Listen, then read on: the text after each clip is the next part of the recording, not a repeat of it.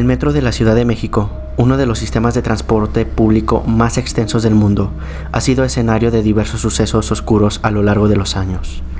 Más allá de ser simplemente un medio de transporte masivo, este icónico sistema subterráneo ha sido testigo de incidentes y eventos que han capturado la atención pública y generado preocupación. Entre los sucesos más notorios se encuentran accidentes, crímenes, sucesos paranormales, misterios, desapariciones y situaciones de riesgo que han ocurrido en las estaciones y túneles del metro.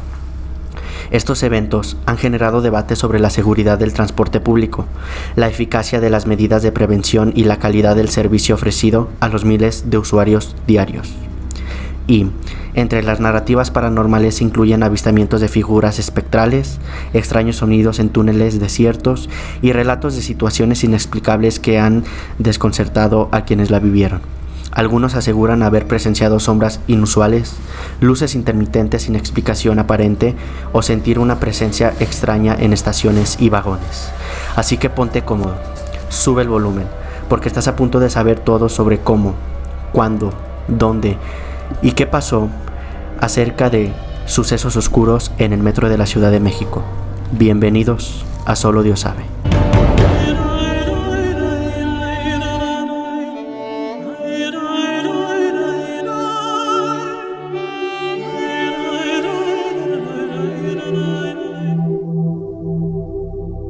Buenas noches, serafines, les habla Brandon Martínez y bienvenidos al episodio número 18 de la segunda temporada de su podcast favorito, Solo Dios Sabe.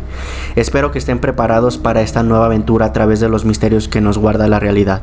Y para no ir solos en este viaje, nos acompaña como siempre mi amigo Güero Rosco. ¿Qué tal? ¿Cómo estás, amigo?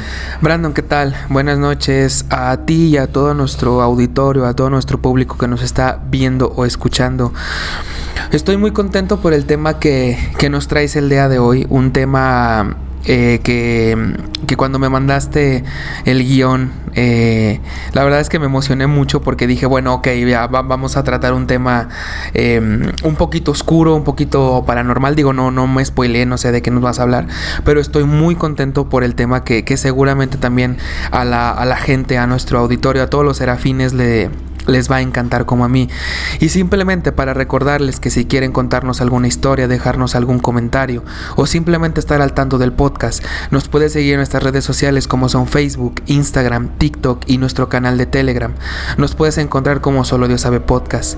Además, nos puedes escuchar en Spotify, Apple Podcasts, Amazon Music, iHeartRadio y YouTube Music, recordándoles que no requieren del servicio premium de estas plataformas para poder escuchar y descargar nuestro contenido. Asimismo, les recomiendo y les sugiero que nos sigan en nuestro nuevo canal de difusión de WhatsApp.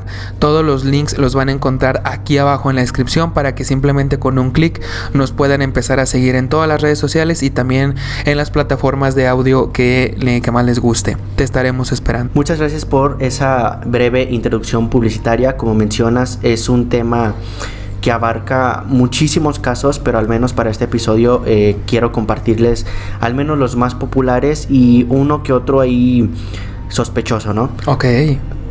Me imagino que, bueno, has escuchado hablar del metro de la Ciudad de México, ¿no? Sí, bueno, es un medio de transporte bastante común en esa ciudad. Digo, hay ciudades, sobre todo las ciudades más grandes, ¿no? Ciudades muy grandes, muy pobladas, pues tienen este sistema de transporte. Digo, yo no conozco personalmente el metro de la Ciudad de México, pero sí sé que es un medio de transporte muy usado por miles de personas. Y pues claro, supongo que tantas estaciones, tantas personas que van y vienen, pues tienen que salir algo de ahí, ¿no? Ok. Bueno, al menos para que se familiaricen las personas que nos están viendo de otro país, que quizás no conocen a fondo el metro de la Ciudad de México.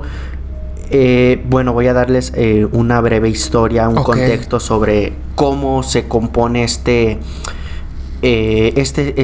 sistema de transporte. Es algo complejo y muy popular, pero también muy interesante porque voy a compartir algunos detalles ya técnicos sobre estos sobre este transporte. Y bueno, quiero comenzar primero con un poco de historia relacionado a cómo se fue creando este medio de transporte que bueno, al principio se conoció como el Gran Gusano Naranja, ¿ok? Ok. Y eso fue el 4 de septiembre de 1969, que es cuando inició el sistema de transporte colectivo del metro de la Ciudad de México. Ajá. Y como te comentaba, se le dio o se bautizó como el Gran Gusano Naranja. Me imagino por qué. En efecto, sí. Ajá. O sea, es un sistema algo complejo y es un transporte que cruzaba de oriente a poniente de la Ciudad de México, desahogando todo el tráfico. Imagínate, desde 1969 ya había tráfico. Ya había problemas de tráfico. De coches y todo eso. Ahora, hoy en día, pues México es enorme, Sí. Es una ciudad enorme, un área metropolitana muy, muy grande. Bueno, ya abarcando los estados, ¿verdad? Claro. Y bueno, o sea, ¿qué pasó con los orígenes del metro? Al principio no se quería llevar a cabo este proyecto, ¿ok? ¿Por qué? Porque bueno, aparte de que iba a involucrar un gran costo de infraestructura, Ajá. no querían que el metro se expandiera a lugares donde todavía no eran tan poblados. ¿Por qué? Porque se miraba obligada la gente a crear poblaciones ahí. Entonces lo que hacían era aumentar más el territorio del país. O sea, lo que no querían, o sea, solo querían encapsular a la capital. Ok. ¿Y qué pasó? Que bueno, después cuando salieron todas las líneas del metro, pues la gente pues se vio obligada a construir sus viviendas cerca de las otras estaciones, ¿no? Claro. Porque ya tenían algo que las conectaba quizás hasta el otro lado de la ciudad. Claro. Y eso era una de las principales cosas que no querían, que impedía la construcción del metro. Sí, por eso no querían la construcción, digamos, para no... Pues sí, que no se poblara las afueras de la ciudad. Pero bueno, digo, no le veo tanta negatividad, pero... Pues quién sabe, ¿no? En ese entonces... O sea, hoy en día es imposible negar el crecimiento. O sea, es algo que como sociedad sí o sí va a pasar. Claro. Pero bueno, en ese entonces pues no había tanta quizás revolución o tecnología como hoy en día. Tanta visión a lo mejor también. Sí, tanta visión porque pues sí eran más, no conformistas, pero sí era más de preservar ¿cómo se podría decir? O sea, que la capital fuera algo único. Claro. Y no se extendiera a otras partes. O sea, nada más. Sí, como el privilegio de ser la capital. De ser la capital. Y como antecedentes, en los años 50, la Compañía de Ingenieros Civiles Asociados, por sus siglas ICA, presentó un anteproyecto de el tren subterráneo para mejorar la movilidad de la ciudad, que, como te comentaba, fue rechazada en múltiples ocasiones. Bueno, una de las principales razones, y que en este momento lo quería comentar, es que si tú tienes o sabes, o al menos la gente que nos está conociendo que sabe de la Ciudad de México, está construida sobre un lago, ¿no? Sí, sobre un lago. Y eso implica de que es una zona sísmica, por lo cual también no querían llevar a cabo el proyecto, porque bueno, es un tren subterráneo, imagínate, pues un sismo fatal. Sí, no, y luego todavía tenemos edificios que se están hundiendo, como el Palacio de Bellas Artes y todo eso. Entonces, pues sí, o sea, digo, comprendo su preocupación, ¿no? Por una zona sísmica, por una ciudad sísmica, y todavía aparte de que la construyeron arriba de una laguna, de un archipiélago, no sé, pues sí, digo, tiene sus motivos para preocuparse. Y luego imagínate, o sea, en los años 50 y 60, cuando obviamente todavía no ocurría el terremoto del 85, y ya tenían preocupación por eso. Sí. Entonces, ahora imagínate que el terremoto hubiera ocurrido desde ese entonces, probablemente el proyecto se hubiera cancelado. Nunca se hubiera construido. Entonces sí es algo también de que, o sea, en esa parte pues sí los ingenieros pues sí tenían contemplado ese aspecto, claro. Pero bueno, también eso iba evolucionando y lo iban adaptando a las condiciones ambientales. Todos estos argumentos sustentaban la negativa para oponerse a la magna obra del entonces regente de la ciudad, Ernesto Uruchurtu, conocido como el Regente de Hierro. Okay. En ese entonces era todavía Distrito Federal. Sí. ¿Okay? Sí. Hoy en día pues ya Ciudad de México. Ya Ciudad de México. No obstante, la verdadera razón por la cual Ernesto se opuso tensamente al subterráneo fue evitar que la ciudad creciera sin control. Pues como supuso y después sucedió, se fue poblando los lugares por donde pasaba el metro, lo que te comentaba hace un instante. O sea, sí sucedió realmente, o sea, y incluso eso provocó que salieran todavía más líneas del metro y todavía más expansión. Sí, no, o sea, y fíjate que bueno, no había pensado en eso como en el descontrol de la población, ¿no? Que obviamente entre más lejos o más población salga del rango del centro, por decir algo, pues también tienes que llevar más servicios, ¿no? Como de luz, de agua y todo eso, pues a ese tipo de o a las comunidades que están ahí, porque pues obviamente tienes que brindarles ese servicio y obviamente es gastar en infraestructura para llevarla a esos lados, ¿no? Aparte es complejo entender cómo el hecho de tratar de resolver al menos el tráfico vial causa otro problema, que es ahora el de la sobrepoblación, y para acabarlo hoy en día pues o sea, batallan con ambos, con tráfico y con sobrepoblación. Sí, entonces ninguno benefició a ninguno, no se le dio solución a ninguno. Exacto. Pero bueno, hay que reconocer que es muy imponente el sistema de transporte de la ciudad. Bueno, pero imagínate si no se hubiera hecho el metro, o sea, si ahorita hay tráfico, imagínate si no se hubiera hecho el metro, o sea, claro, sería un desmadre total. Total. O sea, sí estaría todavía peor. Exacto. ¿Okay? Exacto. Ernesto, o conocido como el Regente de Hierro, deseaba mantener el statu quo de la capital, y esto persistió en su postura, así que fue removido del departamento del Distrito Federal en 1966. O sea, el gobierno, en cierta parte el gobierno pues sí quería llevar a cabo ese proyecto porque bueno, pero él era el que no quería. Él era el que no quería, o sea, él sí tenía como que estaba más enfocado en el desarrollo social, ¿no? Yeah. Y él decía, ¿sabes qué? No quiero que se desarrolle el metro porque puede causar sobrepoblación, estamos en una zona sísmica, entonces esto y esto, pero bueno, lo mandaron a callar, le quitaron su cargo en 1966 y 3 años después, en 1969, llegó como del cielo nuestro anhelado tren metropolitano. Ahora, bueno, ya entrando a las a los detalles más técnicos del metro. El primer tramo fue inaugurado el 4 de septiembre de 1969. ¿Ok? O sea, luego. Luego. Ok. Sí, o sea, y bueno, luego, y 3 años después de que quitaran a quien era el impedimento. Se empezó a construir en el 66. Sí. Cuando lo quitaron.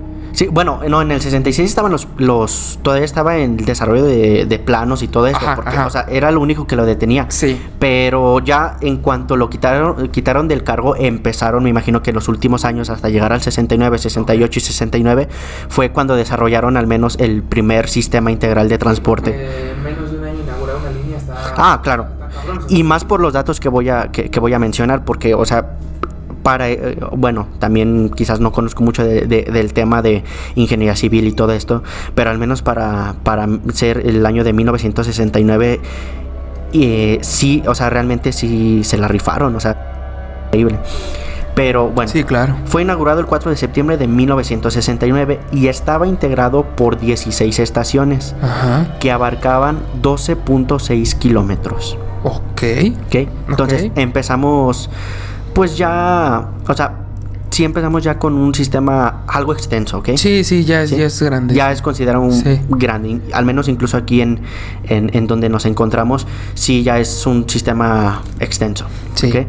Les compartimos imágenes del día de la inauguración, o sea, si podemos... ¿Esa es la inauguración? Sí, la inauguración, o sea, de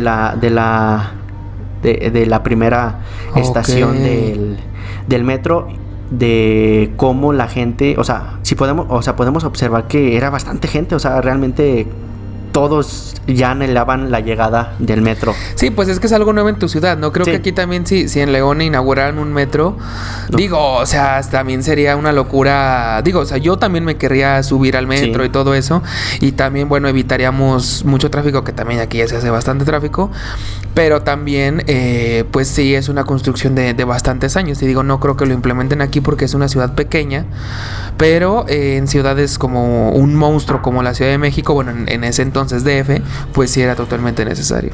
Así es, entonces, o sea, imagínate desde esos tiempos, pues el transporte ya era algo muy necesario. Sí. Y no, o sea, era necesario para el trabajo, Sí. escuelas, ver a un familiar Claro. o moverte a cualquier punto de la ciudad, de una de las ciudades más grandes del mundo. Pues evidentemente a todos les llamó la atención, por algo hubo mucha gente en el día de su inauguración. También les estamos compartiendo, para quienes nos están viendo, los planos el croquis Ajá. de el primer tramo que fue inaugurado en septiembre del 69, de las 16 estaciones Ok. del metro. Oye, pues son bastantes líneas, ¿eh? O sea, sí son...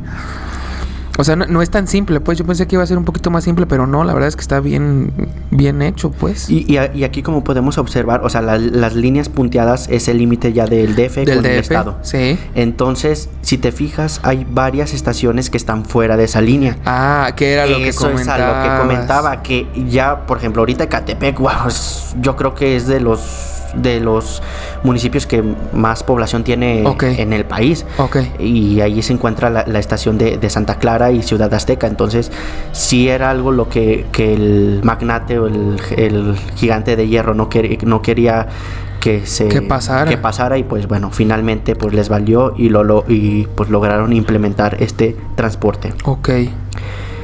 Como dato curioso, existe una página oficial del Metro de la Ciudad de México que Ajá. comparte sus cifras,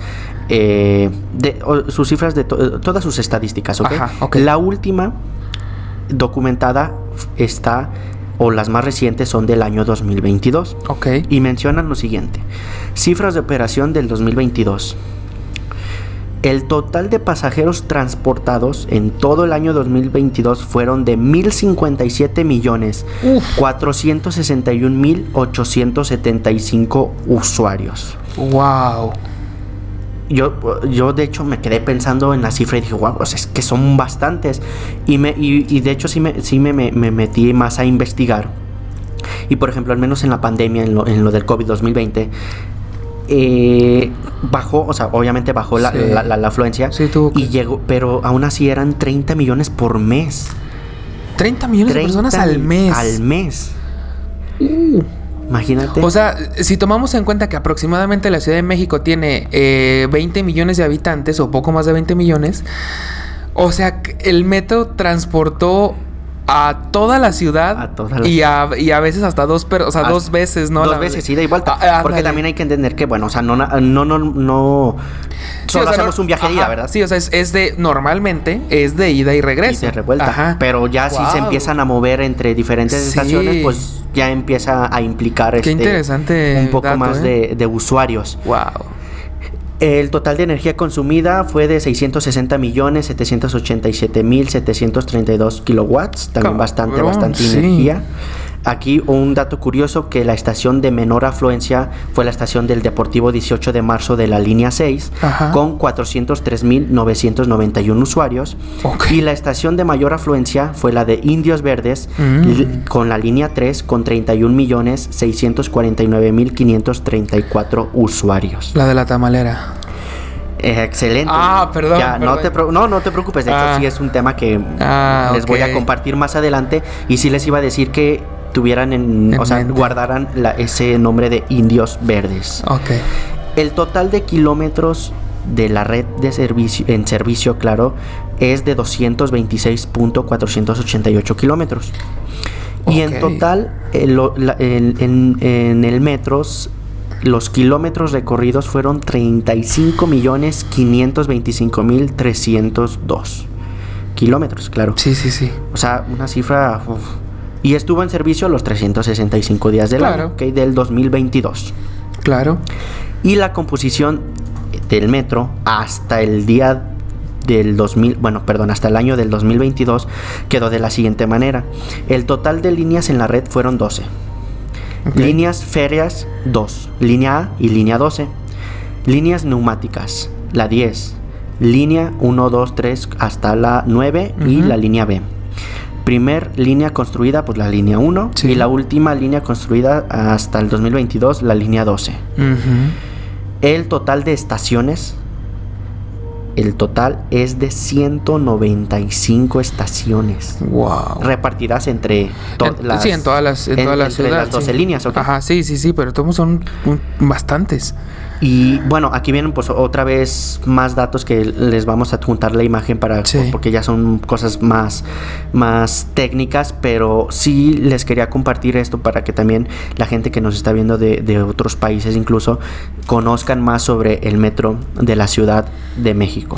Y bueno, nada más como dato curioso, ahorita lo estoy leyendo, estaciones subterráneas hay 115 y 55 en la superficie, o sea, el metro sí pasa por, digamos, no todo es subterráneo, sino que también hay metro claro, por sí. arriba. Y luego hay una que dice estaciones elevadas, que son como por ejemplo la línea 12, la que se cayó. Sí. Pues sí era una línea, digamos, por afuera, ¿no? Por afuera. No es subterránea, exactamente. Sí, por eso todos nos quedábamos así de que, bueno, el metro siempre es subterráneo y no. O sea, de hecho la mayoría sí, pero no. Sí, la mayoría sí, pero no, o sea, también se dividen en dos tipos de metros, ¿no? Claro. Bueno, ya después de estos datos técnicos, ahora sí vamos a lo interesante. Ok. Con los sucesos más oscuros de este popular medio de transporte. Y voy a comenzar con el accidente de la línea 12 del año 2021. ¿Has escuchado acerca de este? Sí, bueno, pues un accidente muy famoso, ¿no? Se hizo muy famoso, desgraciadamente, de que se cayó la línea 12. Y pues sí, claro, ¿no? Claro que he escuchado de él. Perfecto. El accidente ocurrió el lunes 3 de mayo del 2021, aproximadamente a las 10 horas con 11 minutos 14 segundos, según la Fiscalía General de la Justicia de la Ciudad de México. Ok. Cuando el tren modelo FE-10, número motriz 007-008, circulaba en el viaducto elevado entre las estaciones de Tezonco y Olivos, con dirección oriente hacia la terminal Tláhuac. Les compartimos la ruta de la línea 12 para que más o menos se ubiquen ahí en el croquis, bueno, en la pequeña línea del croquis que les estamos compartiendo, para que vean que, bueno, prácticamente ya estaba por llegar a su destino, ¿no? Es lo que te iba a comentar, que, o sea, ya casi llegaba a su destino, o sea, ya iba ahora sí que en las últimas estaciones. En las últimas estaciones. Sí. A unos 130 metros de la estación Olivos, una falla provocada por el peso del tren en la viga izquierda en dirección a Tláhuac arrasó a la viga derecha en dirección a Mixhuacac, que sostiene las vías, provocando el colapso de la estructura entre las columnas 11 y 12 en menos de 1,9 segundos. 1,9 segundos. O sea, fue casi. También, bueno, hay que entender que pasan en. Sí, no, yo sé, pero. O sea, 2 segundos. O sea, fue. Wow. Fue rapidísimo. Esto provocó la precipitación hacia el suelo desde una altura de 12 metros de los últimos 2 vagones de la formación. El resto siguió hacia la estación. ¿Okay? O sea, no se detuvo todo el metro, o sea, nada más fueron los últimos 2 vagones. En la grabación de una cámara, es un video muy popular que incluso lo compartieron en las noticias, que bueno, es de una cámara situada frente al sitio. Se aprecia que al pasar el 5.º vagón se colapsa. O sea, es cuando se colapsa toda la estructura, pero el vagón, o sea, el 5.º vagón sí alcanzó a pasar. Entonces los últimos 2 fueron los que llegaron de frente ya en la estructura. Entonces el 5.º fue como que el que ya derramó el vaso, ¿no? Sí. Wow.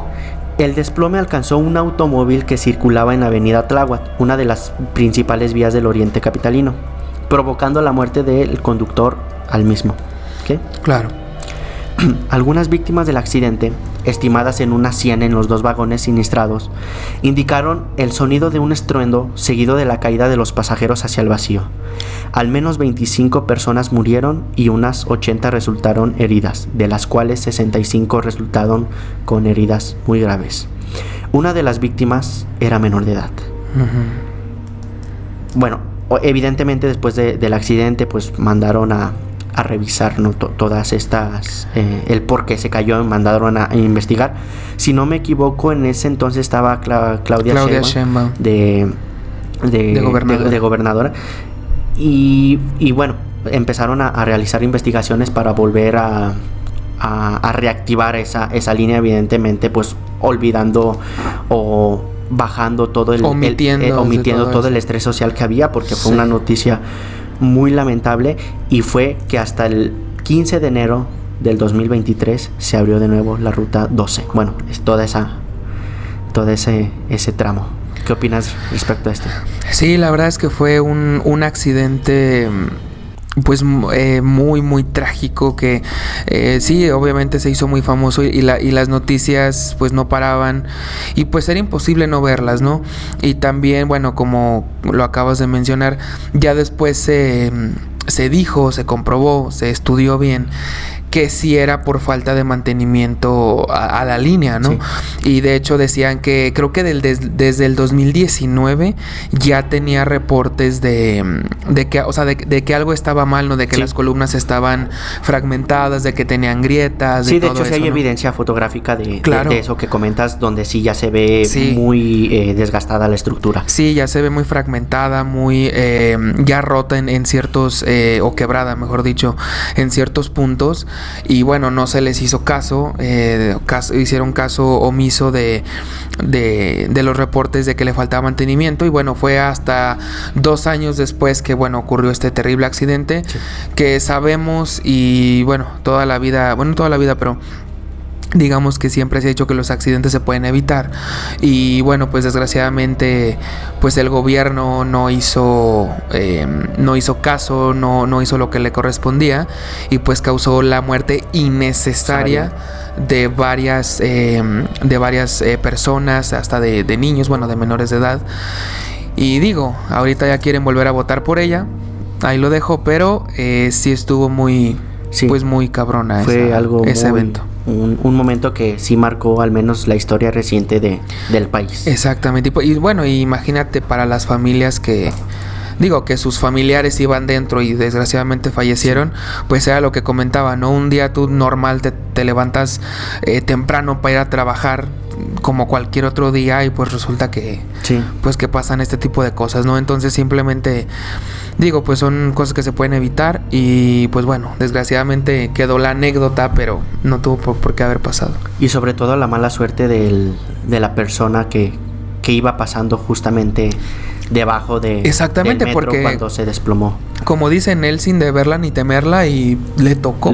O sea, desgraciadamente. Lamentablemente, pues sí fue un suceso muy, muy triste. Obviamente hay videos de cómo se acercó la gente a rescatar, a auxiliar, ¿no?, a todas las víctimas de este lamentable suceso.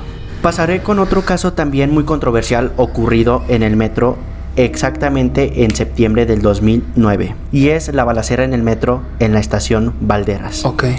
Antes de grabar o de comenzar con este episodio a grabar el podcast, te mostré el video para que estuvieras un poco más en contexto. Ya lo viste, es algo turbio, algo feo, algo feo lo que sucedió, pero bueno, vamos a dar un pequeño resumen y cómo fue que pasó esto. El 18 de septiembre del 2009, un hombre desató terror dentro de la estación Valderas del metro de la Ciudad de México. Eran alrededor de las 17:15 de ese mismo día. Las 5 de la tarde. Las 5 de la tarde, cuando el sujeto comenzó a disparar, dejando a 2 personas sin vida y a otras 7 heridas. Ese es el resumen de este terrible suceso. De todos modos, yo creo que el video lo vamos a colgar por ahí en Telegram o WhatsApp, porque dudo mucho que lo pueda poner aquí en YouTube. A lo mejor sí vamos a poner algunas imágenes nada más, pero bueno, si quieren ver el video, bueno, pues búsquenlo en YouTube. Si no, de todos modos, yo creo que lo vamos a mandar por ahí. El video en YouTube como tal sí está, obviamente sí tiene restricción de edad, pero si no, por ahí también lo vamos a compartir. Sí, al menos aquí por cuestiones de censura no creo, pero en nuestros canales de difusión sin duda alguna se los vamos a compartir. Correcto. ¿Cómo fue que sucedió este terrible hecho?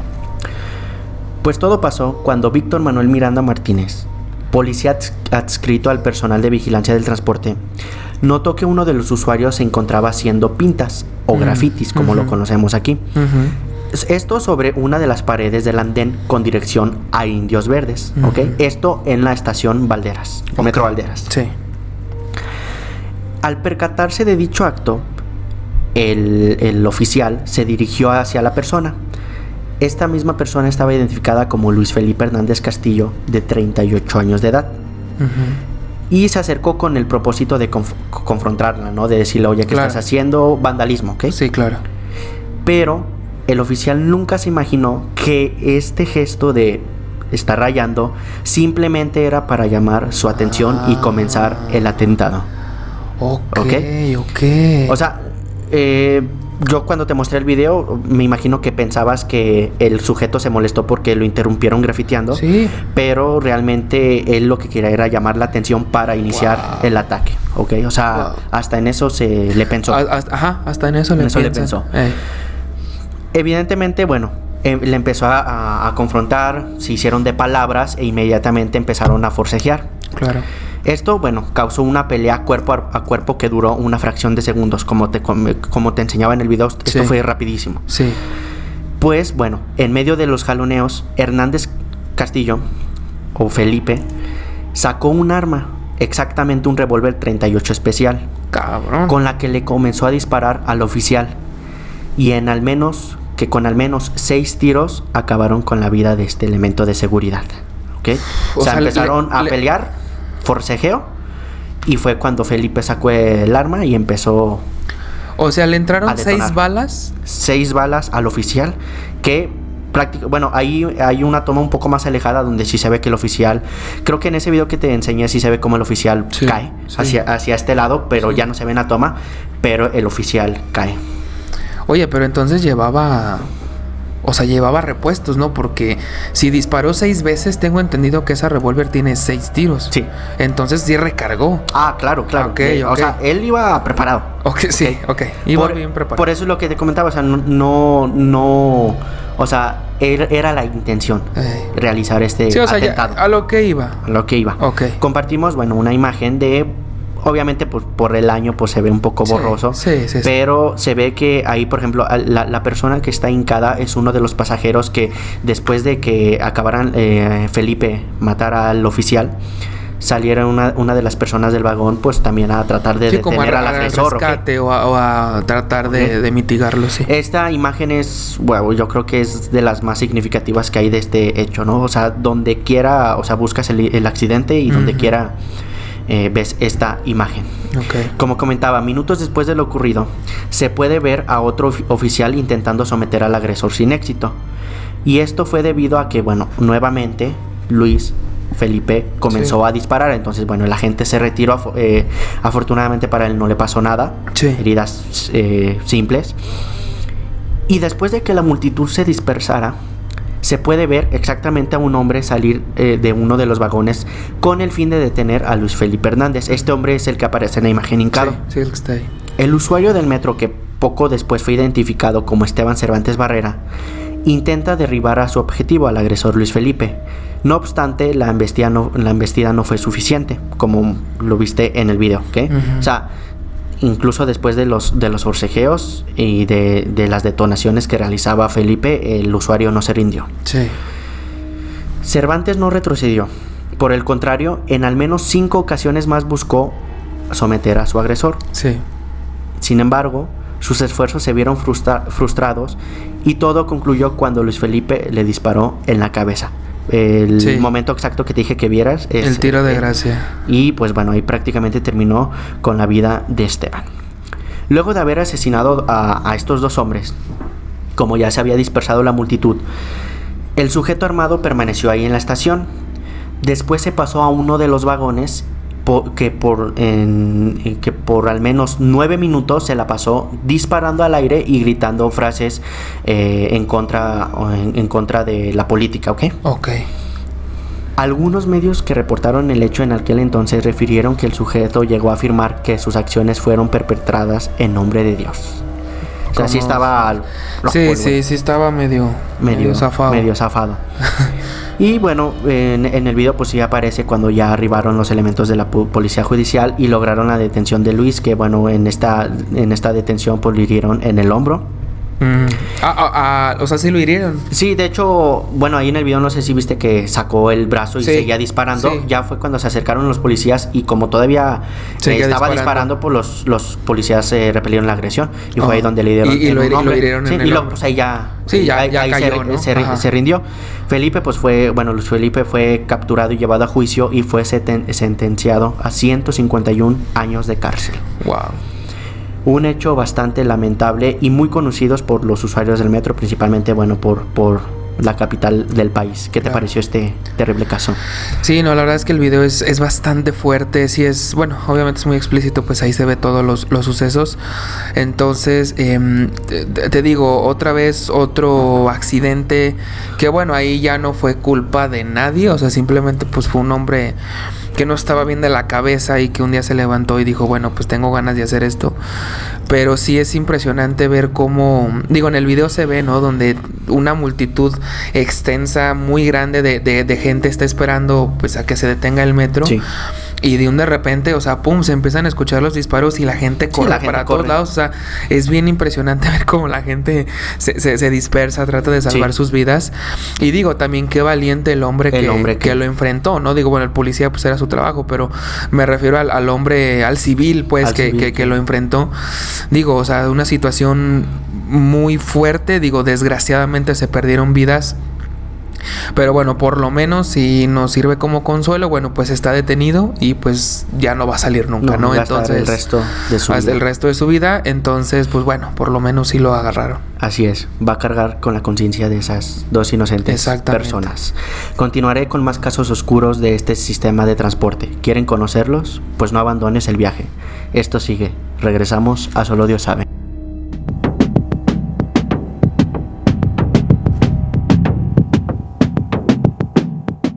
Los suicidios de Pokémon. En marzo de 1996, tras el lanzamiento de Pokémon Rojo y Verde 1.0, en Japón se dieron 104 suicidios de niños entre 10 y 15 años. Algunos se ahorcaron, otros se arrojaron al vacío desde altos edificios. Los hubo que se cortaron las venas. ¿Qué tenían todos en común? Todos ellos, según sus padres, estaban enganchados al juego. Se desencadenó el rumor de que escuchar la música del pueblo lavanda incitaba a los menores al suicidio. Según esta leyenda urbana, ritmos binaurales de tono alto afectaban el cerebro de los niños, aunque, como sucede con el test de mosquito, los adultos eran inmunes a esa frecuencia. Alguien se inventó una enfermedad, el síndrome del pueblo lavanda, que inducía a los niños al suicidio. La leyenda se disparó por las redes, amenizada con todo tipo de especulaciones, como el peligro inminente de los cartuchos de juego que todavía circulaban por el mundo, responsables directos de las muertes. Se habló mucho del suicidio de uno de los programadores, Shigeru Miyamoto, y del macabro legado que dejó. El problema de los suicidios juveniles en Japón poco tiene que ver con los videojuegos, y mucho con la gran presión que sufren los adolescentes hoy en día. El temor al fracaso escolar es tan acuciante que la angustia juvenil que se da en cualquier cultura se convierte aquí en obsesión y terror.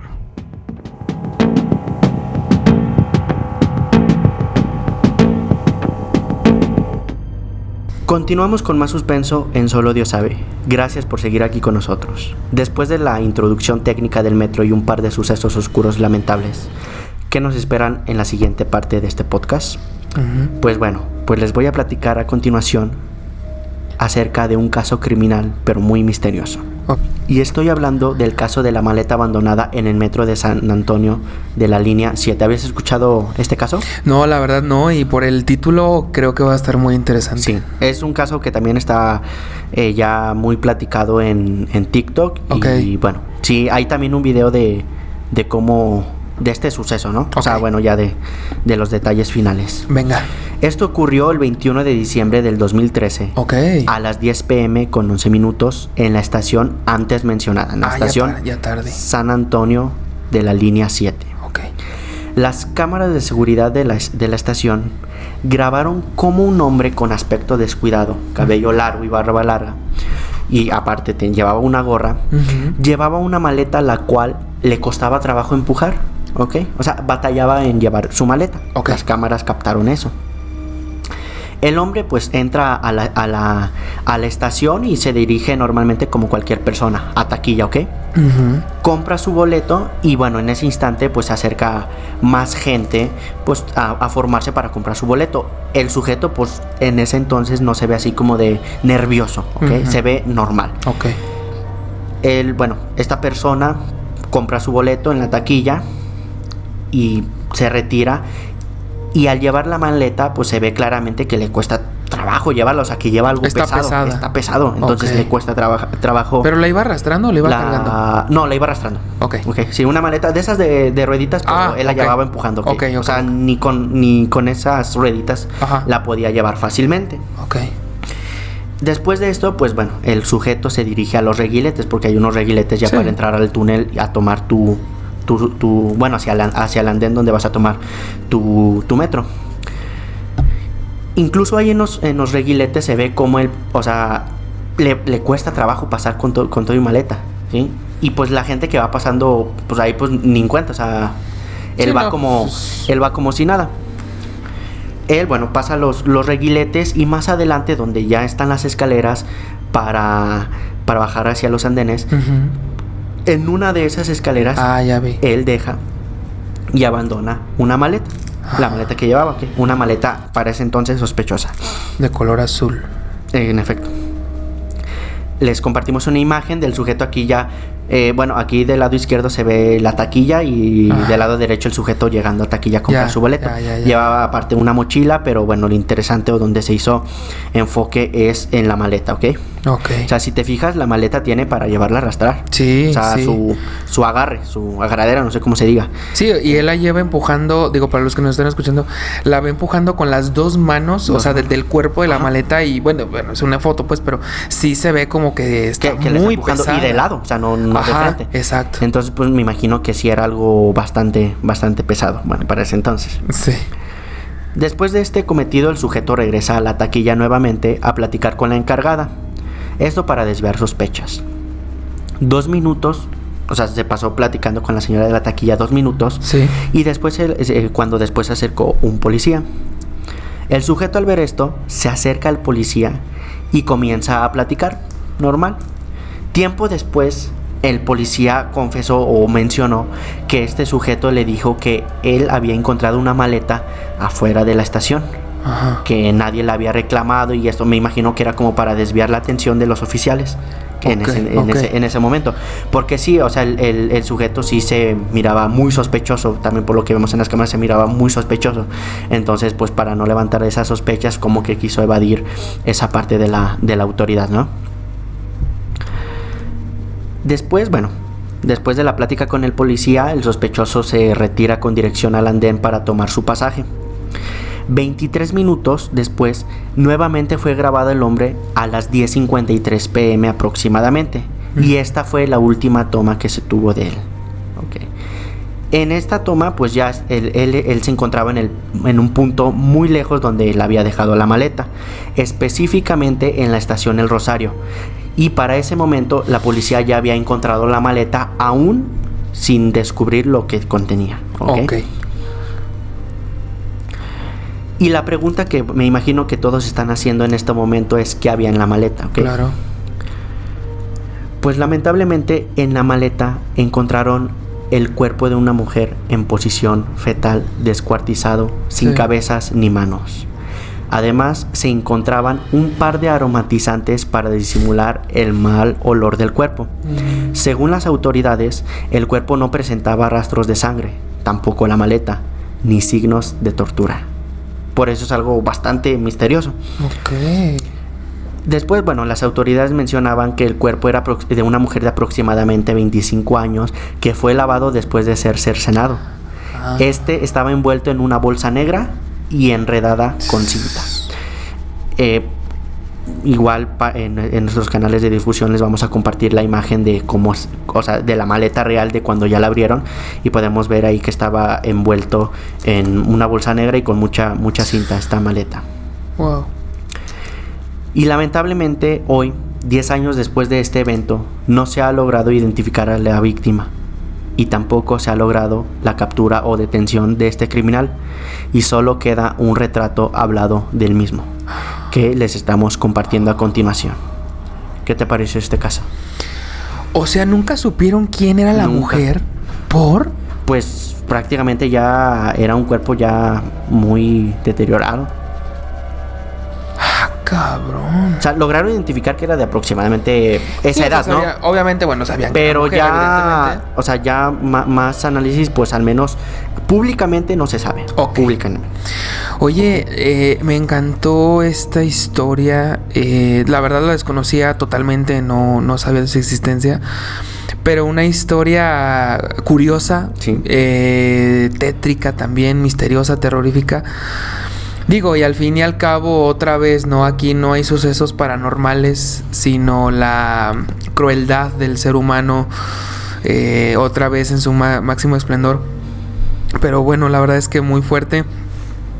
Imagínate también la impresión para los policías que al momento de abrir la maleta, un cuerpo ahí, bueno, como tú lo dijiste, en partes y hasta lavadito. Pero a ver, hay algo que no entendí. O sea, el señor, bueno, el señor o muchacho, El sospechoso, no sé, sí. el sospechoso. O sea, compró el ticket y se llevó la maleta, no arrastrando. Sí. Y luego la dejó ahí. Sí, o sea, Y él se fue. Y él regresó otra vez a taquilla, platicó con la señora de la taquilla. Ajá. Y después platicó con el policía, que fue cuando le dijo que había una maleta afuera, no adentro, o sea, afuera. Entonces me imagino que después de que de que el sujeto pues se retira, pues los policías empezaron a buscar la maleta, lo que le dio tiempo a él de trasladarse a la estación de Rosario. O sea, él la sacó del metro. O sea, cuando él la traía la sacó y luego se volvió a regresar y fue cuando les dijo a los policías que había una maleta afuera. No, o sea, la maleta la dejó él en el túnel. Ok. Sí, pero al policía le dijo que estaba afuera, no en el túnel, porque si le dicen el túnel se va directo al túnel y pues ya lo hubieran encontrado. Ok. Entonces le dice, hay una maleta allá afuera. Entonces fue cuando los policías, pues, bueno, me imagino después que de la investigación, pues se entretuvieron afuera y después ya reclamaron la maleta en el interior y fue cuando empezaron pero fíjate, o sea, qué raro, ¿no? Porque llevarla en una maleta y luego irte al metro. Ay, cabrón, o sea, está medio raro, ¿no? O sea, sí. Como que algo ilógico, ¿no? Sí. Digo, no sé, pero muy, muy buena historia, la verdad. Muchos medios justifican este caso por una guerra de cárteles en esa zona. Ajá. Pero bueno, o sea, te digo, no hay solución, al menos pública, hasta hoy en día, más de 10 años exactamente después de este crimen. Y pues no solo quedó un retrato hablado de pues con ayuda de algunos testimonios, principalmente de la señora de la taquilla y del policía. De hecho, por ejemplo, hay 2 videos. Uno donde el sospechoso, o sea, interactúa dentro de la estación, y otro cuando va llegando a la estación. O sea, lo siguen desde la calle. Ya. Pero sí, o sea, él va llegando normal con su maleta, baja, compra su ticket, deja la maleta en el túnel, se regresa, evade las sospechas y luego se vuelve a regresar al andén. De hecho, ya cuando se regresa al andén después de platicar con el policía, pues como no tenía ticket, pues se pasa por debajo de los reguiletes. Sí. Entonces fue ahí cuando ya se peló y ya no se tuvo más rastros de esta persona. Okay. Pasemos ahora sí a los casos más oscuros de este episodio. Okay. Comenzando con el caso de Rosarito. La niña, no les diré aún todavía cuál es. ¿Qué es lo que falta? La historia trata de lo siguiente. De acuerdo con una nota publicada el 7 de septiembre de 1972 en el periódico Capital, Rosarito Sánchez Sierra, que en aquel año contaba con apenas 8 años de edad, viajaba en la línea 1 del sistema de transporte colectivo con dirección a la colonia Jardín Balbuena, donde su mamá prestaba servicios como ayudante de cocina. Sin embargo, madre e hija no pudieron acudir juntas a su destino, ya que Rosarito se separó y se extravió. Esto debido a toda la multitud de gente que había, ¿no? Que como lo entendemos, ¿no? Esto, bueno, ocurrió en una estación muy concurrida del metro, que es la estación Tacubaya. Obviamente desde aquel día, pues la señora Rosario, o sea, la mamá, la señora Rosario Sierra Martínez, había sufrido grandes pesares por el extravío de su pequeña hija. Familiares y amigos se unieron a la búsqueda sin dar solución o encontrarla. Incluso pidieron apoyo de las autoridades, obviamente, porque bueno, ya ves que hay un periodo de tiempo para ya después comenzar con una investigación después de que alguien desaparece, 72 horas. Ajá. Entonces, bueno, después de eso, pues ya lograron unirse las autoridades para lograr el hallazgo de la niña. Sí, ya fue algo legal más que nada más búsqueda familiar, digamos. Pero nadie se imaginaba lo que estaba sucediendo realmente. Un policía que se encontraba en misión de localizar a Rosarito narró lo siguiente, sí cito: descubrir qué había detrás de los casos reportados de cuerpos mutilados fue lo más difícil. Nunca nos imaginamos que se trataba de una niñita. Al principio todos pensamos que se trataba de perros, por el tipo de heridas presentadas por las 3 víctimas, que se sumaron durante las 2 semanas de terror. Si no nos hubieran referido 3 testigos que una niña pequeña había matado al indigente para después comer parte de sus sesos y su pierna, nunca habríamos creído tal historia. Ya más o menos saben por dónde vamos. Y bueno, finalmente Rosarito se capturó en la mañana de un 22 de septiembre en las inmediaciones de la estación Tacubaya del metro. La policía judicial la capturó después de que testigos afirmaran haberla visto golpeado repetidamente con una piedra la espinilla de un indigente muerto por traumatismo cráneoencefálico, con el fin aparente de querer separar la extremidad de su cuerpo. ¿Qué? Va. Y les adjuntamos una imagen de la niña Rosarito y también de cómo se ve el metro Tacubaya, que bueno, ahí podemos ver que es una estación con túneles. Ajá. Que fue prácticamente donde se extravió la niña. Pero bueno, ¿qué pasó? Después de localizar a Rosario, un perito anónimo realizó la reconstrucción de los hechos, ya preguntándole al infante, y menciona lo siguiente. ¿Ok? O sea, ya elementos de autoridades, pues al encontrar a la niña, pues le preguntaron, oye, ¿qué pasó? Claro. ¿Okay? Y bueno, gracias a eso, pues reconstruyeron la escena y de todos los hechos. Ok. De acuerdo con la declaración de la niña Rosario Sánchez Sierra, que con toda tranquilidad narró a los uniformados, ella se quedó atrapada al interior del metro, después de permanecer varias horas escondidas al interior de uno de los túneles, donde huyó tratando de evitar a la gente, a quienes creía culpables de que su madre se extraviara. Siendo ya bastante noche, encontró en el mismo túnel a un vagabundo, quien, habiendo destapado una alcantarilla, se infiltró a las instalaciones del metro para pasar la noche, pero quien al calcular erróneamente la altura se fracturó gravemente el tobillo izquierdo. La víctima murió a consecuencia de sus heridas y de falta de atención médica al instante. Y la niña, al mirar que las ratas mordisqueaban la carne fresca, ella se acercó y extrajo el pie del vagabundo, que ya estaba escasamente unido al cuerpo debido a la fractura. ¿Ok? O sea, ya era una herida pues grave, y pues, o sea, prácticamente entre la niña y las ratas se comieron al vagabundo. Se lo cenaron. Y bueno, es curioso, pero Rosarito no pisó la cárcel, pero pasó su vida en un reclusorio psiquiátrico, en donde curiosamente jamás presentó conductas agresivas o violentas. Rosarito fue continuamente visitada por su madre, hasta la muerte de la misma en 1997. Rosarito vivió muchos años más y murió tranquilamente en su cama en el hospital en el 2010. ¿Ok? O sea, no hace mucho, al menos para nosotros no hace mucho. Ajá.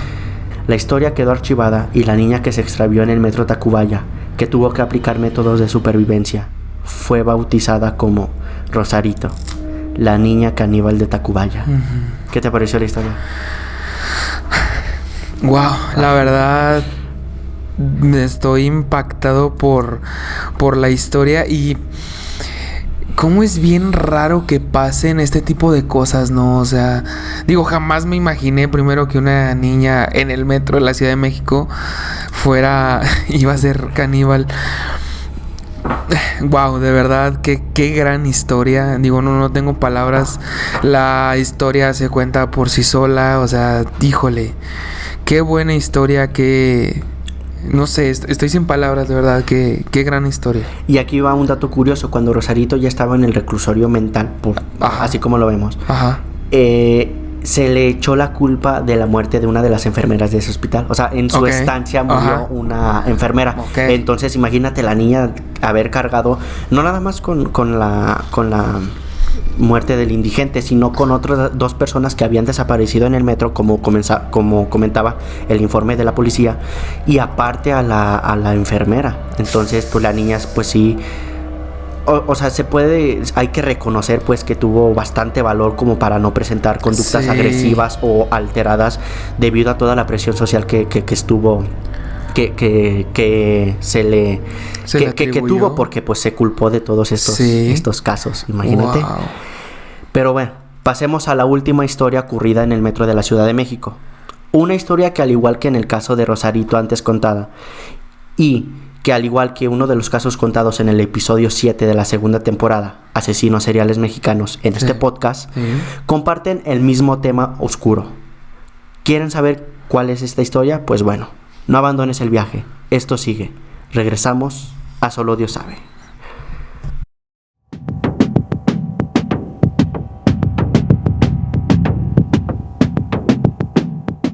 La muñeca de trapo. La mudanza tenía a sus padres de los nervios. Corrían de un lado a otro dando órdenes, mientras los hombres de la empresa de transporte colocaban los muebles. Ella se paseaba por los pasillos de su nuevo hogar hasta que llegó a un cuarto con vistas a la calle. Se asomó a la ventana y le encantó lo que vio. Esa sería su habitación. Dio media vuelta y entonces, en un rincón oscuro detrás de la puerta, sus ojos se posaron en una pequeña muñeca de trapo. Seguramente había pertenecido a los antiguos inquilinos. Se convertiría en su nuevo juguete favorito. Un día que su madre pasaba por delante de su puerta, escuchó a su hija hablar con alguien. Se asomó con cuidado y comprobó que la otra voz la emulaba a su hija, lo que le pareció tierno. Era una niña adorable. Se marchó sin prestar atención a la conversación que, en juegos, tenía la pequeña con su muñeca de trapo. Pero no puedo volar. Sí puedes. Eres una niña especial. Eres bruja y por eso puedes entender a las muñecas. Agarra la escoba y verás qué divertido es volar. Aunque no me dejen papá y mamá, claro, no se van a enterar. Eres bruja. Convencida, la niña obedeció a la muñeca. Buscó la escoba de la cocina, regresó a su habitación, abrió la ventana y saltó. Cuando abrió los ojos, vio cómo sus padres lloraban desconsolados. Algo extraño ocurría. Le parecían mucho más altos de lo que eran. Intentó llamarlos, pero no parecían oírla, y en ese momento la vio. Una niña de pelo largo y negro, demacrada y fea, la miraba desde un rincón de la habitación. Años esperando a que alguna niña ocupase mi lugar. Si tienes suerte, a lo mejor no tienes que esperar tanto como yo.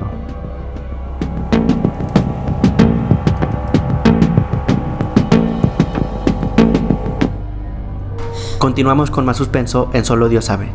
Gracias por seguir aquí con nosotros. Y para terminar este oscuro capítulo, contaré una historia aterradora y que fue de mucha polémica en sus tiempos. Y que bueno, como al principio de este episodio hiciste el excelente spoiler de esta increíble historia, pues me estoy refiriendo a la tamalera de la estación de Indios Verdes. Wow, venga.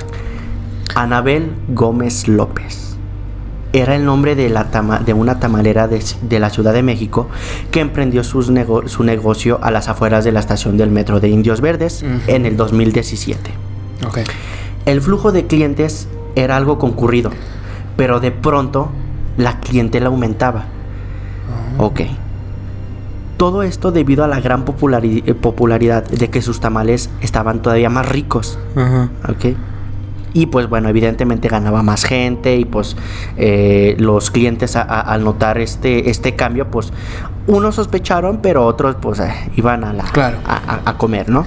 Y bueno, nada más para aclarar, como también nos lo dijo Brandon al principio del podcast, o bueno, por lo menos en el 2022, no sé si sea como consecutivo o sea periódico en todos los años, pero la de Indios Verdes pues es una de las más concurridas por las personas, entonces sí. Digo, tiene sentido que que se fuera para allá, ¿no? Sí, por eso lo mencioné al inicio en la especificación técnica de que, bueno, es evidentemente, pues como había mucha afluencia en esa estación, pues tenía todavía más clientela y más cuando se dieron cuenta de que los tamales estaban más ricos. ¿Ok? Una fuga de gas. Sí. Gracias a este incidente se logró descubrir que los tamales de Anabel que cocinaba estaban hechos con carne humana. ¿Cómo fue esto posible? Bueno, un día aparentemente normal, mientras Anabel atendía su negocio, ocurrió una fuga de gas en su domicilio. Sí. Los vecinos, pues evidentemente al percatar el dicho incidente, contactaron a las autoridades de protección civil para atenderlo. Bueno, normal. Cuando llegaron las autoridades, se percataron de que la fuga era muy intensa. Y como no lograron contactar a Anabel porque estaba en su puesto de tamales, estaba trabajando, irrumpieron pues en su domicilio para también no afectar a los vecinos, ¿ok? Porque pues, se puede hacer algo más grave. Claro. Y fue ahí cuando se toparon con la sorpresa. No tardaron en llegar a la sala para darse cuenta de que se encontraban los huesos restantes de lo que fue una mujer joven a la cual toda su carne había sido retirada. Esto causó que se preguntara por el paradero de Anabel, ¿no? Donde la gente que la conocía, sus vecinos, pues mencionó que tenía un negocio a las afueras de la estación de Indios Verdes, y fue ahí donde la policía se dirigió con ella para detenerla. Una vez detenida, ahí va, Anabel confesó haber matado a más de 50 mujeres para vender tamales con su carne y así poder ahorrarse unos pesos. Sí, claro. Mucha gente, incluso lo vi en foros, mencionaba que a sus papás o familiares que trabajaban y se trasladaban en esta estación, llegaron a probar esos tamales. Los tamales. Y ya, evidentemente, ya después cuando se dieron cuenta quedaron pues en shock de, bueno, o sea, quizás al momento, si te dicen, pues ahí sí. Malos no estaban, dice. Sí, no, estaban bien ricos, querían dar 2 o 3, pues, hasta el champurrado. Sí, pues échame un champurrado. Entonces, doña. O sea, fue algo muy cruel y que impactó a mucha gente que llegó a probar los tamales de esta señora. Wow. Una vez detenida Anabel, ella menciona lo siguiente, cito: la primera vez fue un día que me gasté lo de la inversión. No tenía para invertir en carne y por conciencia me encontré a una niña que se perdió y buscaba a sus papás. La llevé a mi casa porque ahí le iba a hablar a sus papás para que fueran por ella. En su mochila traía los números y dirección de sus papás. Pero el diablo es diablo y me dije: Ana, ahí está la carne para tus tamales. No mames. Y la niña jamás regresó a su casa. Esa fue la más difícil de las demás. Ya hasta le agarré el modo de quitarle toda la carne.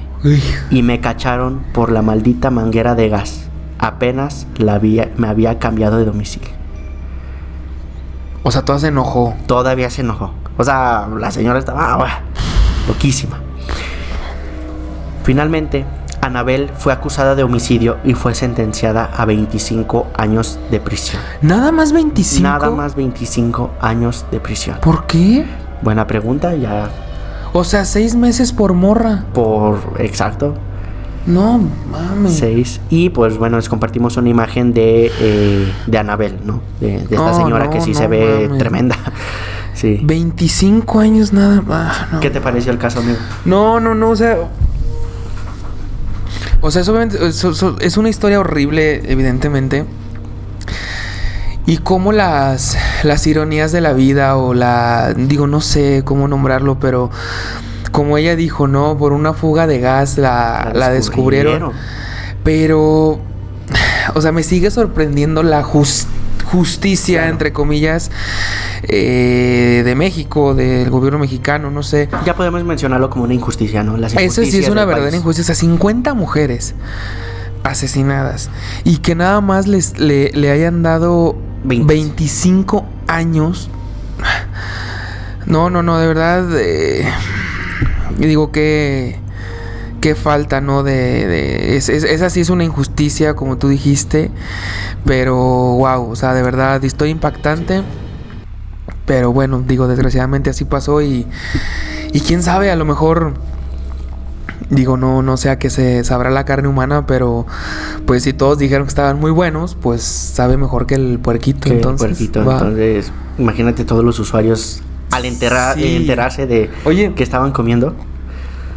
Digo, esta pregunta ya va fuera de lugar, pero ¿cuántos tamales crees que le salgan por...?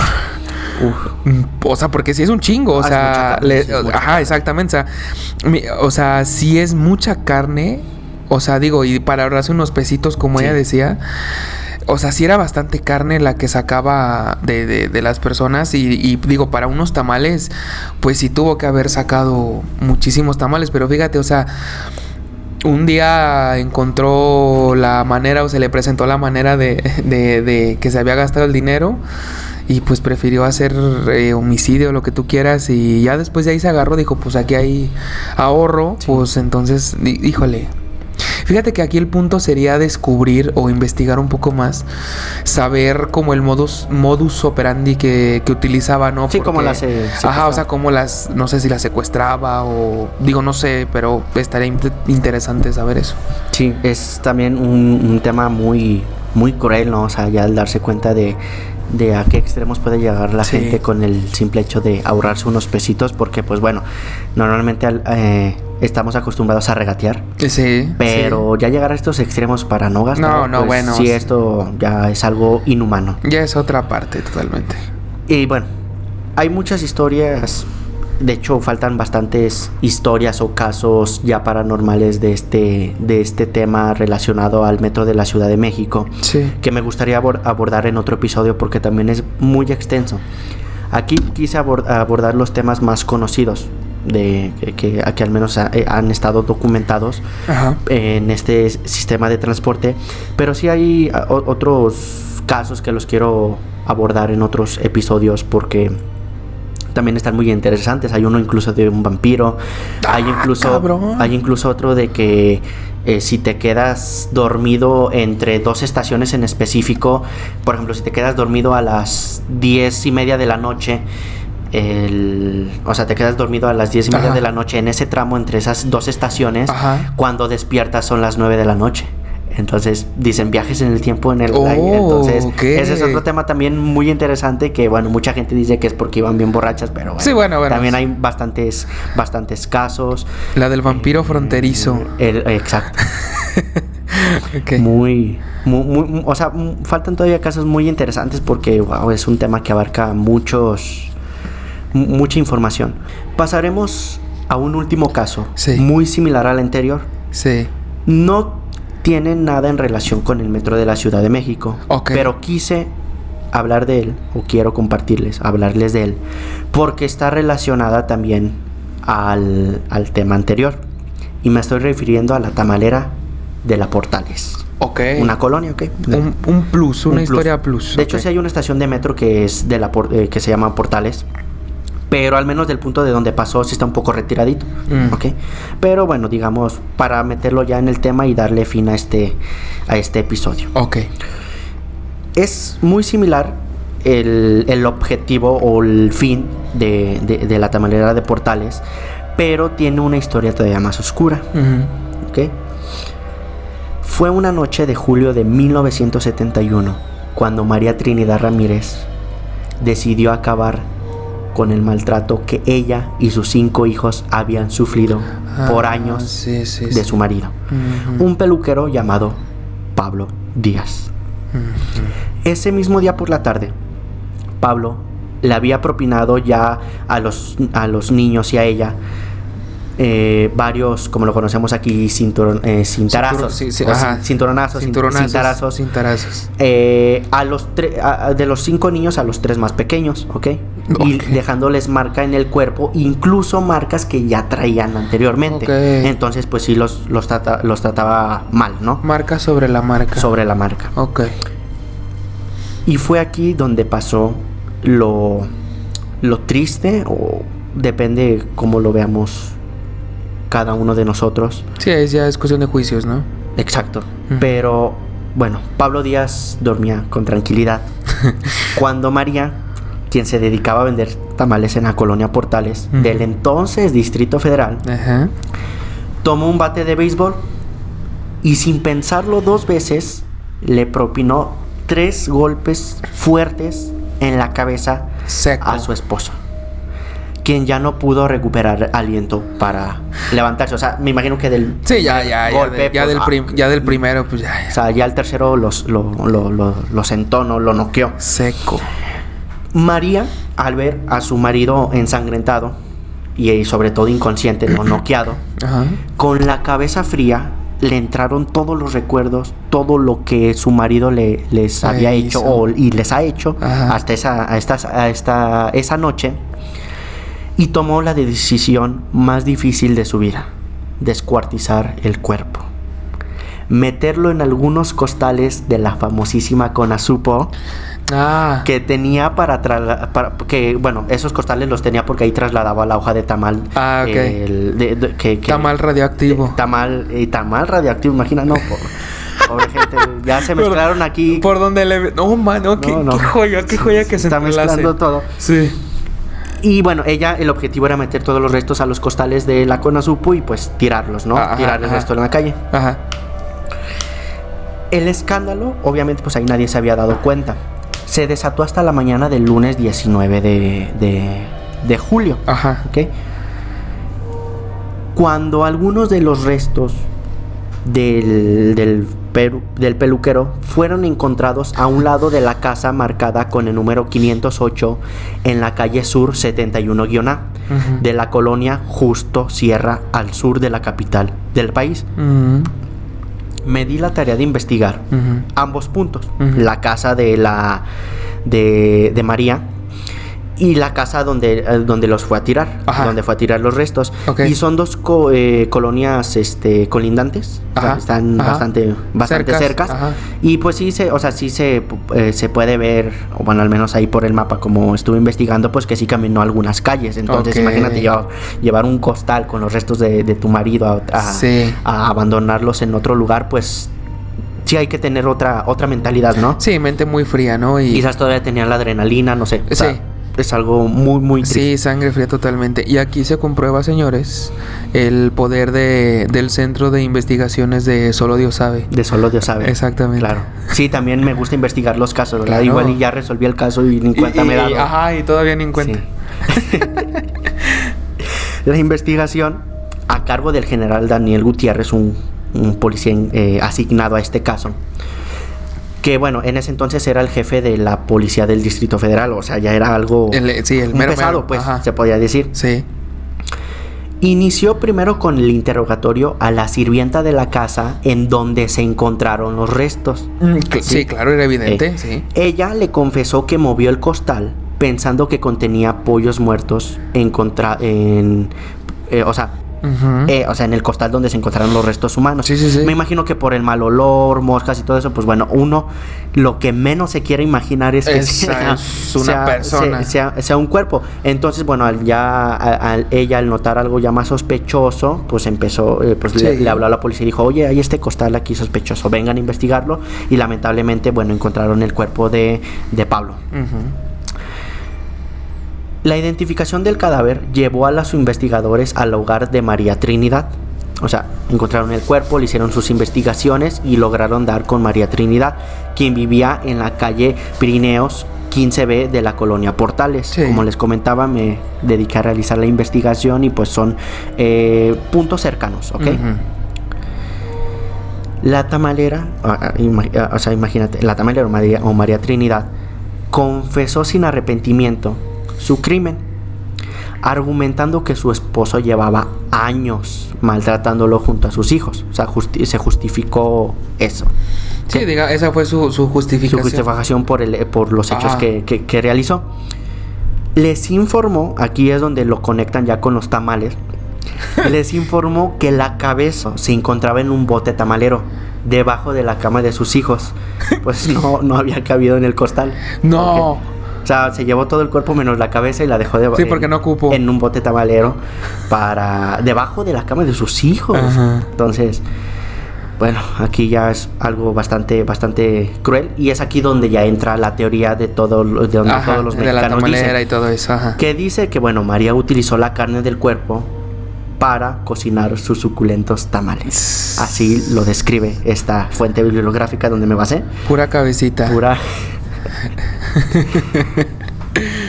2 tamales de ojo, imagínate. Oye, sí. Wow. Sí, pues ahí se llevó todo. Todo, ojo, lengua. Sí, todo, oreja, todo. No, bueno, la declaración de María fue que ella le dio, o sea, cómo ocurrió los hechos y como ella los narró, fue de que ella le dio pues los tres batazos al hombre en la cabeza, ¿no?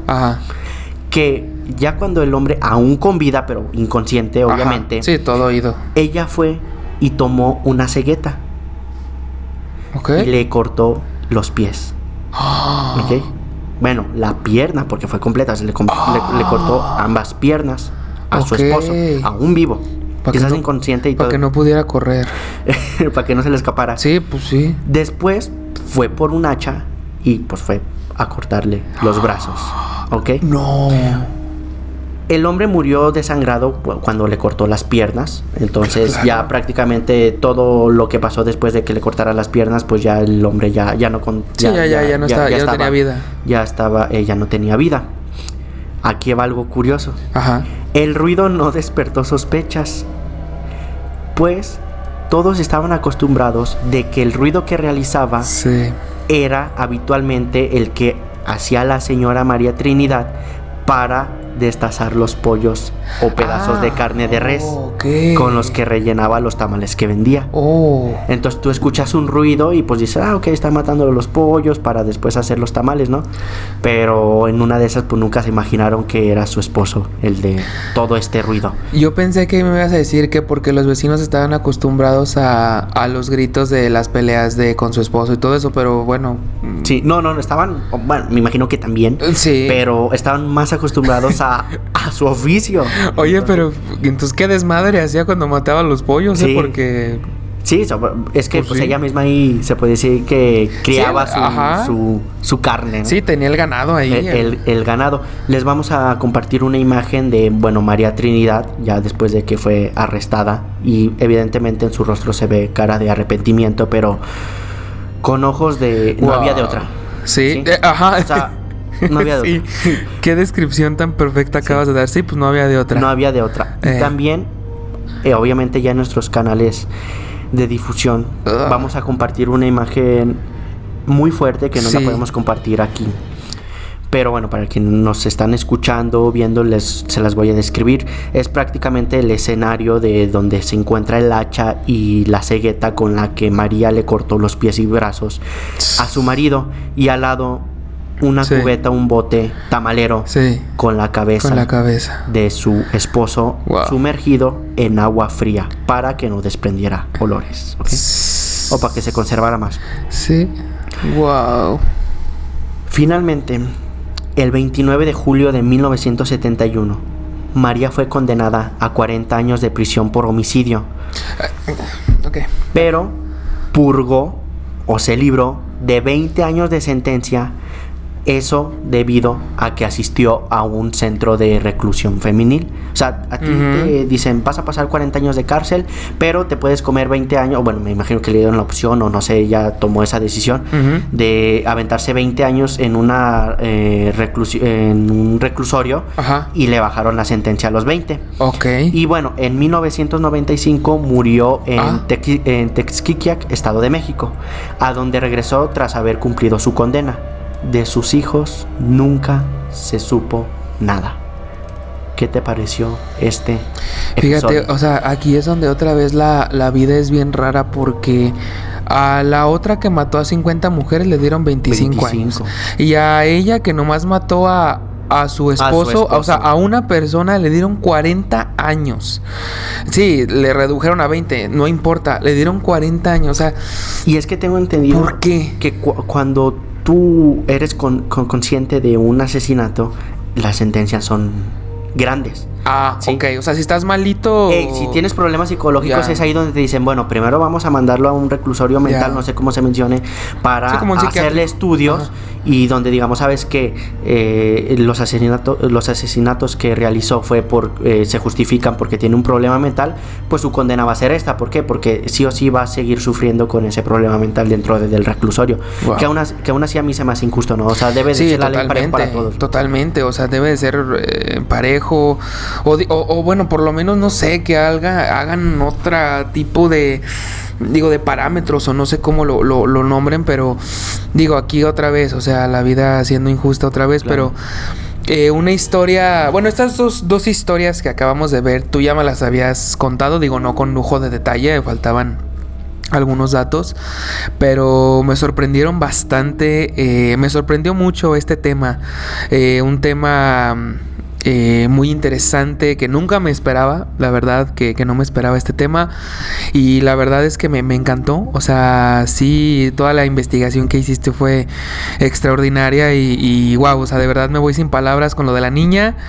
Y con lo de la maleta también estuvo Sí. muy buena. Y bueno, lo remataste con lo de las tamaleras muy bueno. Entonces me voy muy contento con el episodio. Espero que también a la gente le haya gustado mucho. Y pues nada más esperemos, hablo por el público, que también nos sigas trayendo temas de este estilo y así. Y así será, amigo. Muchas gracias por esos comentarios. De verdad que es un tema también tristes porque, bueno, Sí, como te comentaba, o sea, quizás hay temas o casos paranormales, pero bueno, ahí no sé cómo va el dicho, pero sí dicen que da más miedo estar vivo que los vivos que los muertos. que los muertos. Entonces, sí, 100%. sí es algo triste ver cómo la crueldad humana cada día es más creativa, ¿no? Cómo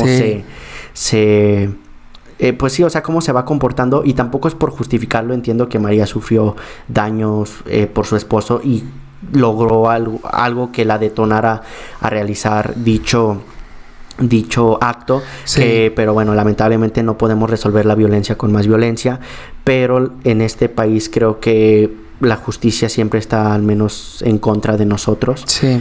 Y me imagino que por eso María tomó esa decisión. En episodios posteriores quizás le voy a hacer probablemente una segunda parte a este capítulo, o quizás una tercera parte, porque van saliendo historias incluso recientes. Y sí, es un tema que va a abarcar muchas áreas, ¿no? Como comentaba, o sea, no nada más crímenes, sino también fenómenos paranormales, algunos incidentes, como te mencionaba, viajes en el tiempo. Sí. Ya lo relacionamos con los costales de Conasupo. Entonces, es un tema que, bueno, me gustó mucho habérselos traído a ustedes, compartírselo. Y bueno, no queda de otra más que agradecer a todos por su atención. Claro. Y ahora que ya conocemos todo lo posible acerca de sucesos oscuros en el metro de la Ciudad de México, recuerden que siempre al final solo Dios sabe. Nos escucharemos en próximos episodios. Soy Brandon Martínez. Soy Güero Orozco. Hasta la próxima.